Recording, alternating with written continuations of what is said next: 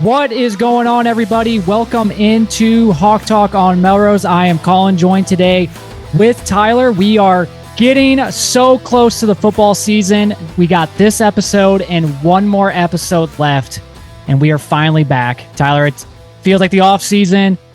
It seemed long, but it has gone pretty fast, especially these last few months. What we are going to do today is mainly go over the Big Ten bus tour. We're not going to spend a whole lot of time on it because, frankly, let's be honest, they're always going to be positive. I mean, if you watched every single show for that BTN thing, you would think every team was going to have a great season because they're going to be positive about every team. That's the whole point of the show. It's kind of to hype up the Big Ten. But there is some things that you could take away. There's small little tidbits. Sometimes the coaches might say some things that maybe they won't say to the local reporters. I always enjoy watching it. So we're going to talk a little bit about that, get into our position rankings, and then just some other random things as well on this show. So Tyler, let's get right into it. What were your thoughts on the BTN bus tour before we really kind of dive into it? The first thing that really jumped out to me, and it's been a topic of conversation with people, it's the linebacking core.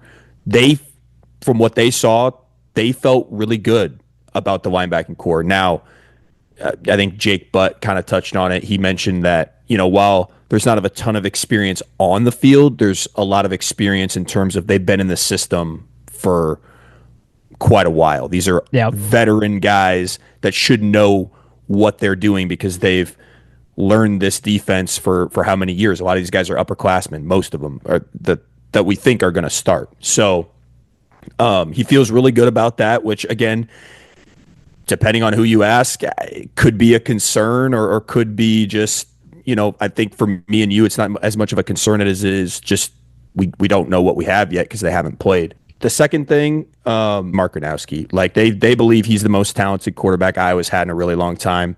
And I think you and I would maybe definitely agree with that. Yeah. And a lot of that has to do with him consistently, you would think, be able to throw the football, but also obviously be able to use his legs as well. And so having both of those aspects is not something we've had in a really long time at quarterback. The last one that I wrote down was Addison Ostrenga, really impressing him that day. Didn't hear much about the tight end group. I think we talked about that on the last episode. In general, throughout maybe even the spring or fall, and they think he could be a breakout star. Yeah, so he must have had a good practice that day. Yeah, really cool to hear. I'm going to first touch on it, the first one, and I'm glad you brought that up about the linebackers because how many times do they talk about that on that show about Phil Parker's system? And I think sometimes as us Iowa fans, we forget how when you have experienced players, maybe they haven't played a lot, but they've been in the system for so long, they're like a plug and play because once you know the system and you just do your job, you're going to be pretty good at it because Phil Parker's system is really good, but it obviously takes time, right? It takes time to master. And so that makes me feel a little better about things, especially at the linebacker position, because like you said, it seems like the crew, they think that these guys are just, because they are seniors, they've been in the system now for 4 years, they think that they are going to be ready to roll. That makes me feel pretty good. Did you see Jake Butt's tweet last night about he kind of summarized Iowa, the practice for Iowa football? Yeah, I read over that. Yeah. Yep. So I do have a few things off of that. Going back to Mark Gronowski, he says, Gronowski is clearly the most talented quarterback that they've had, like you said. Watching him move around as an athlete is where he is most impressive to me. I think that mobility will pair really well with Lester's Shanahan-style run system. He throws a nice ball as well, but feels more like a JT Barrett comp from my playing days. I think that's if he's a JT Barrett comp, JT Barrett is pretty good. Take that. I'll take that. JT was never the most talented thrower, but would get you 5 when you needed 4. He was a playmaker and leader. That's the role I see Gronowski playing. So I think that's great news. Once again, I said it before when you were talking, doesn't take much to be the best quarterback in a while for Iowa, but that's what gets me excited, that I feel like we potentially finally have a quarterback that we can trust, that we can rely on, that's going to make plays for us. We thought Cade was going to do it. Unfortunately, he just wasn't the guy. Hopefully Mark is. And then the next thing that he talked about was the offensive line. Now, I'm not going to get into what he all said about the offensive line, but essentially Jennings Dunker, as of now, I don't know how many practices they've been to, maybe 8 or 9, including Ohio State, Penn State. he said James Dunker is the most impressive offensive lineman he has seen so far. And he thinks this offensive line for Iowa is going to be the best that they've had in years. And so if that's the case, if that actually happens, huge news for Iowa, right? Because if this offensive line is just as good as last year, if not better, I don't know if it will be better, but if it's just as good, that means the run game is still going to be decent. And if the run game is decent and you have a competent quarterback with some potentially decent wide receivers, get the pass game going, it's going to make the offense so much better. And then he also mentioned running backs. Doesn't think there's going to be a Caleb Johnson on this team, and we've been talking about that. However, he does like this room. Or I don't know if it was him or maybe it was Jerry DiNardo said Jazz had a really good day. And then they all brought Jerry up. Did, yep. Yeah, was it Jerry? Okay. Yep. And then they brought up the younger guys, the redshirt freshman Isaiah Williams, and then the freshman Nathan McNeil. Yep.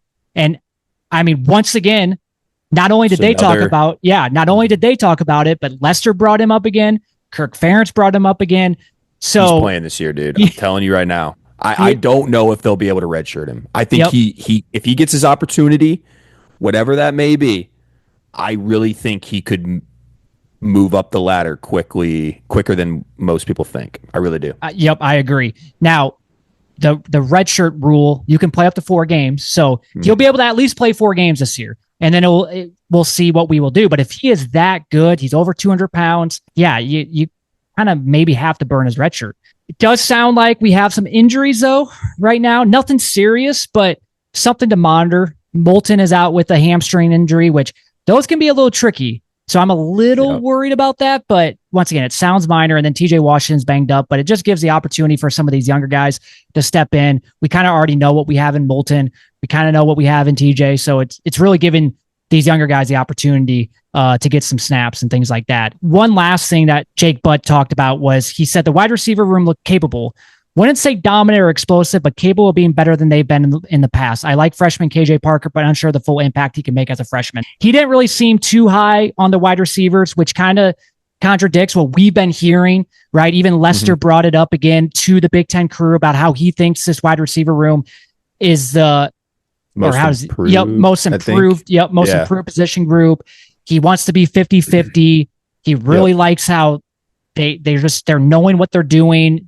They seem faster, but Jake Butt kind of makes it seem like, not bad, not great either. So we'll have to wait and kind of see how that all plays out. Yeah. I mean, because at the end of the day, I do think this wide receiver room will be better, but the problem is there is little production. There's just not much production in that room besides Jacob Gill, Reese Andersey a little bit, Seth Anderson when he's healthy a little bit, but all of them just not really that much proven production. So we don't really know yet what it's going to look like. Yeah, we have 8 guys.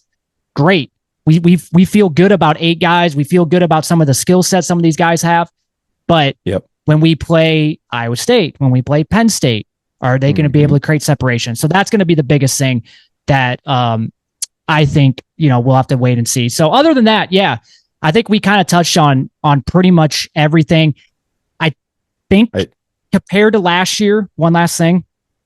Last year, obviously, Phil Parker brought up the secondary being maybe a little bit of a weakness, and we all were like, he's just saying that. Turns out that was true. It kind of sounded like he was a little bit more confident about the secondary when he was talking to the crew, which I think is a good sign. But yeah, we'll just end it there. Let's kind of get to the next topic. I do want to bring up before we get into the position rankings that I'm excited to do is I want to bring up Warren Ruggiero again, because I was listening to an interview. I think Tom Kakert had one out on YouTube. I was just kind of scrolling through YouTube and it came up and it was like a 5-minute interview. And the reason why I bring him up again is because I don't think it's talked about enough how big of a deal getting Warren Ruggiero as a senior analyst, a guy that was offensive coordinator for numerous years at Wake Forest. And I get it, it's Wake Forest, but go look at the offensive numbers that he put up there as offensive coordinator. Really, really good. And to get him as not even a coach, just a senior analyst.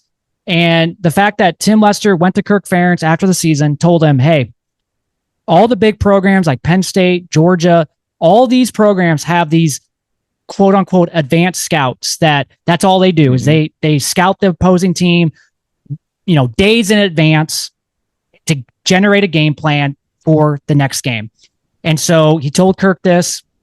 They go out and get Warren, and I just think it's a big deal. I think like I said, I don't think it's talked about enough, but what he's going to bring to the table, right? Lester he brought up, for example, like the Iowa State game. Illinois State game was over with. The next day on Sunday, he turned on the film, and that was the first time he was able to watch Iowa State. And like he said, it takes a way longer to fully scout a team and develop a good game plan.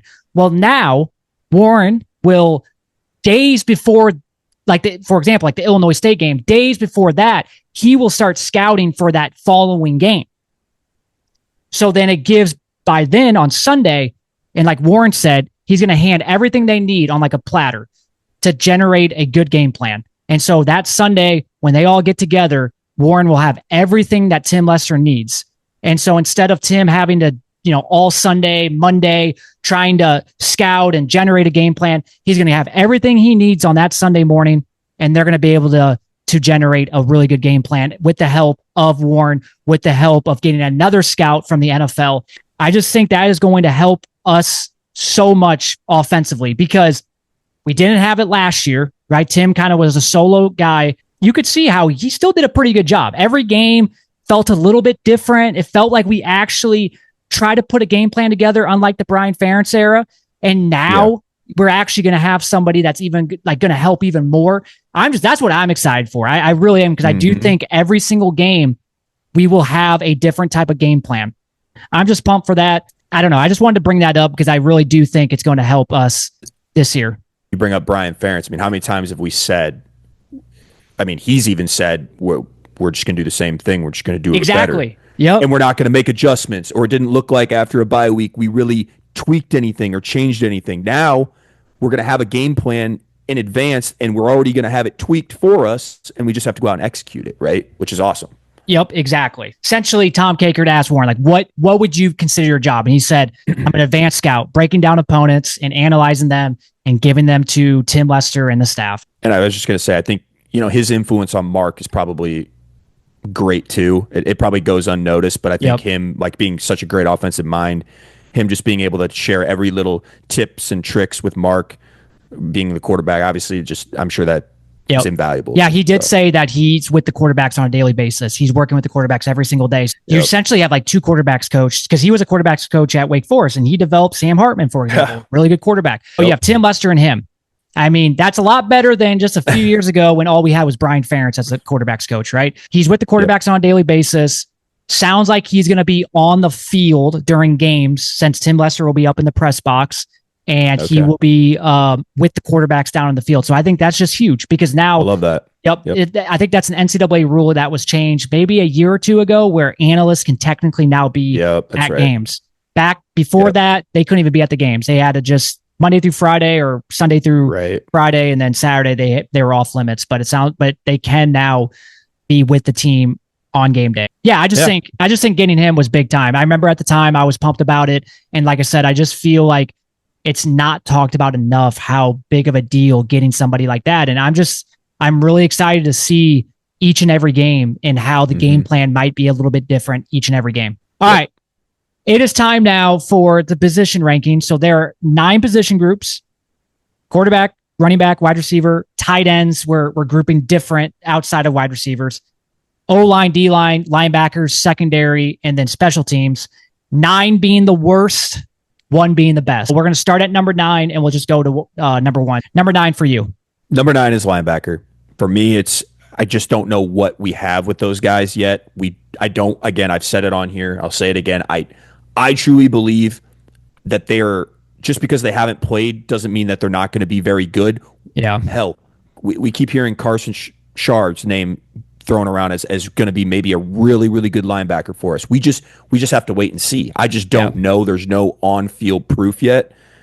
Besides some special teams action, all 3 of those guys are probably going to be new starters. So I'm just not sure yet. So I have to put them at 9. Parker did mention how Shar was the biggest surprise so far in fall camp. So I think that's huge. But I have linebackers at number 9 too. I'm not even going to repeat, because everything that you said is the reason why they are number 9 for me. Do I think this position group is just horrible? No. But since it's so unproven, I have to put them at the last spot. Number 8. This one was a little surprising even for me. And it's really because it's half the equation. I have the secondary at 8. I feel great about safety, cash. I don't have a worry in the world about those guys. We know what we have in them. The corner scares the hell out of me right now. I'm not going to lie to you. It just does. I don't know yet about TJ Hall. Banged up. That's not great. I think he can be really good. We just don't know. We don't really have a solidified second corner yet. Young guys behind TJ and Deshaun Lee, and we just don't know. And so last year, I think you mentioned on the last episode, got some PTSD from last year, seeing Deshaun Lee get beat a couple of times, and we've even seen it this year in some practice videos. So I don't know. I just don't feel great about our corners right now. For that reason, I have them at 8. Number 8 for me is tight ends. This was really tough. I just didn't know where to put them above. And mainly it's just because, yes, I like Ostrenga and Ortworth, but then outside of them, very, very unproven guys, Michael Burt, DJ Vanami, who obviously we're both high on. We think he's going to be really good for us, but still unproven. And then you go down the line even more, Thomas Meyer, Mason Woods. I like the room. All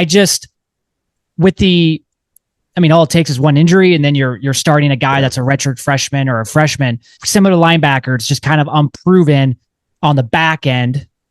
I shouldn't even say similar linebackers, because linebackers is just unproven in general, but unproven the back end, so I got to put them at number 8. All right, number 7. Number 7, I have the tight ends for really the same reasons you have, but also we've talked about it a little bit on here. How much will we utilize the tight end going forward? I don't know if we'll actually ever get to really see the full potential of a guy like Addison Ostrenga or Zach Ortworth, which Jake Butt was really high on. If we utilize them, I think maybe we could see a budding star, right? We just don't know. Number 7 for me is wide receivers. Now, I would love to put them higher up because I am really excited about this group. But everything I just said earlier about we just truly don't know yet.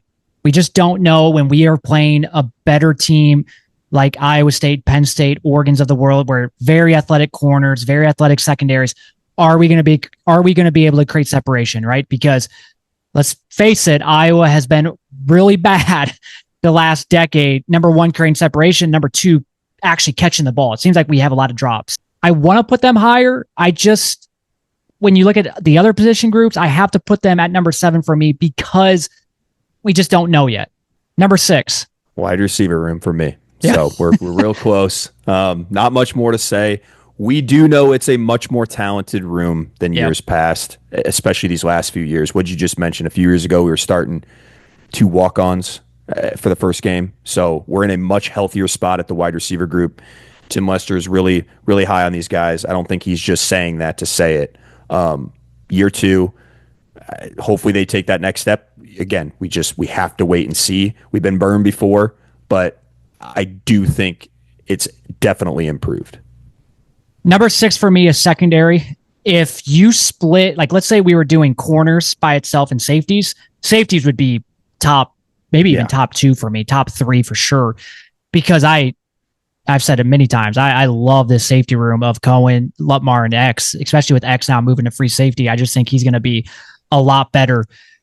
But like you mentioned, the corners is kind of what's dragging this down for me a little bit, just because we don't really know. The good news is we have some guys that have a lot of potential outside of TJ Hall and Deshaun Lee. Some younger guys that I think are going to be there. They might not be quite there yet, but guys like Jalen Watson, Rashad Godfrey, Shaheed Barrows from South Dakota. I don't mind this room, but like you said, the injury with TJ Hall is kind of scares me a little bit. And then, has Deshaun Lee really taken that next step? It's, from the coaches, they make it seem like he has, but once we get on the field, will it be there? He's played on the field and he hasn't yet. And that's, Number 5. Number 5 of the quarterback room starts with Mark, but you feel really good behind him. Hank Brown, Jeremy Hiklinski, Jimmy Sullivan, Jackson Stratton, who's played, in some meaningful games last year for us. So again, night and day difference from years past. Feel really good about any one of those guys starting over Deacon Hill. So I can say that pretty confidently. But yeah, it all kind of relies on Mark staying healthy, I think, is number 1. That's been the story of Iowa the Iowa football team the last couple of years is not having a healthy quarterback. If he could stay healthy, I think we can see him have a pretty good year.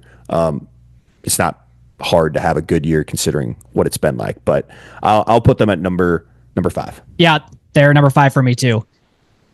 Can Mark shake off the rust of not playing the spring? It sounds like earlier in fall camp, it took a little while, which is understandable, but it does sound like as the practices have gone on, he's looking better and better, which I think is great. Man, I looked the other night at the 2022 depth chart for the quarterback position, and we had Spencer Petras, Alex Padilla, and Joe Labus. What a difference. I know 3 years seems like a long time, but it's really not.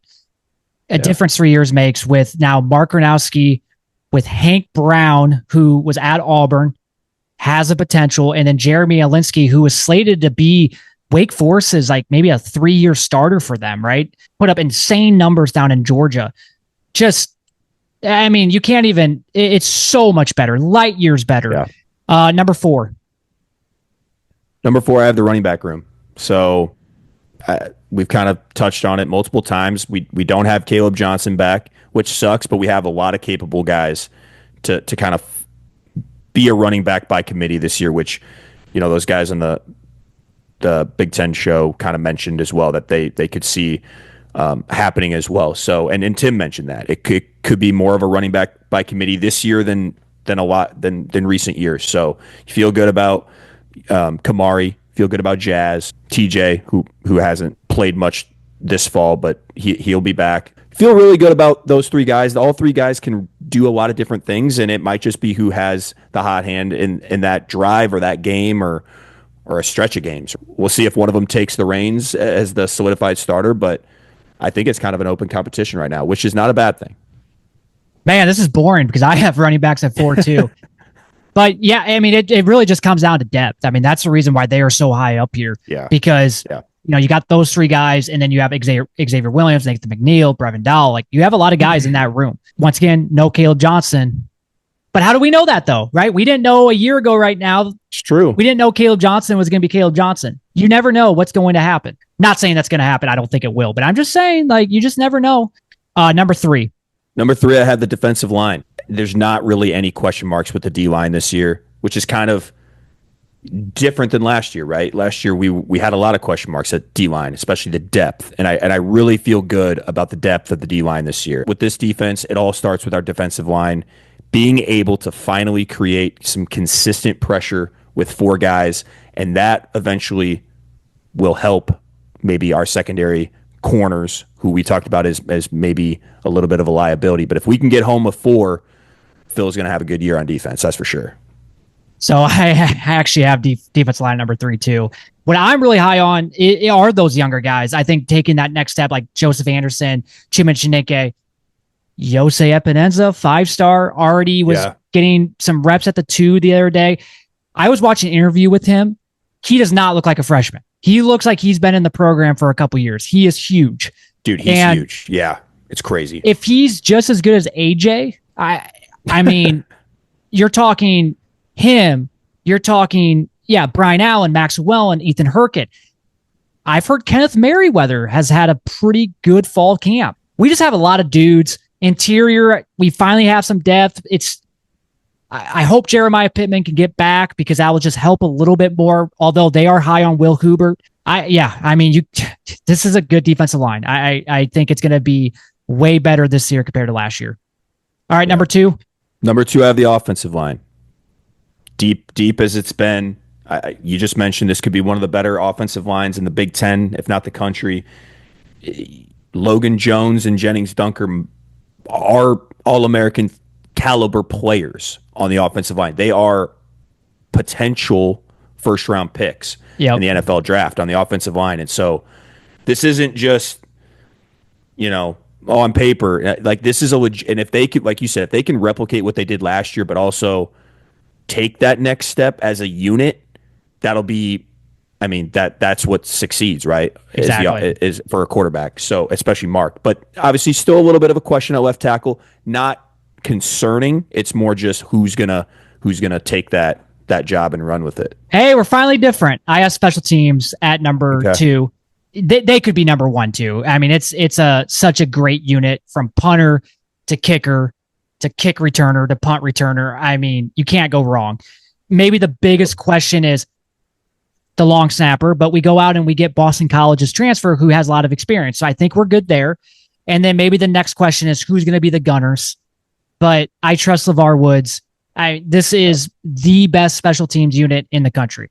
I think Reese Dakin is going to have an unbelievable year. I think he might be better than Tory Taylor. I don't know if he will be, but there's a chance. Then we have Drew Stevens, who you feel confident can go out, kick a 50, 55-yarder at any moment of the game, has a clutch gene in him. You saw last year against Nebraska and other games like that. Just overall, it is huge. And you talk this season with this schedule, special teams might win us a game or two. Mm-hmm. When you have that good of a special teams, they might win us a game or two, which is always big time. I'd rather have a good special teams unit than not, because when you don't, you can definitely tell. All right, and now for the final spot, number one, the best position group for Iowa football for the 2025 season. Yep, for me, it's special teams. You kind of hit the nail on the head before, Colin, when you were talking about them. I think this is, on paper right now, the best special teams unit in the country. Obviously, we have to go out and prove it. Just a couple of things. How underrated is LeVar Woods? Like, just so to constantly churn out great kicker, great punter, great returner, year in and year out. I mean, we think we lose DeJean, and we get the Jet Award winner last year in Caden Weegan, right? Drew Stevens, one of the best kickers in the country this year, and you lose a guy like Tory Taylor, like you mentioned, but you replace him with another Aussie and Reese Dakin, who has the potential to be better than Tory, which is crazy to think about. Yeah, isn't that just nuts? It just goes to show, like, and you hit the nail on the head, is when you're trying to beat the Penn States and Oregons of the world, it comes down to very thin margins. You have to be perfect in an area that goes very unnoticed, except when you are really bad in it, is special teams. Yep, and that exactly could be the difference in one of those big games. So that's my number one unit. Remember a couple years ago when LeVar Woods, there was reports that he was potentially going to take the Tampa Bay Buccaneers job, or he at least interviewed for it. I remember I was like, oh no, because number one, he's a great recruiter, but then just an unbelievable coach. And he just seems like a great guy. Like, he seems like a really cool. I love listening to talk. Yes, he just seems like an such awesome a nice guy. dude. Yeah. All right, number one for me is offensive line.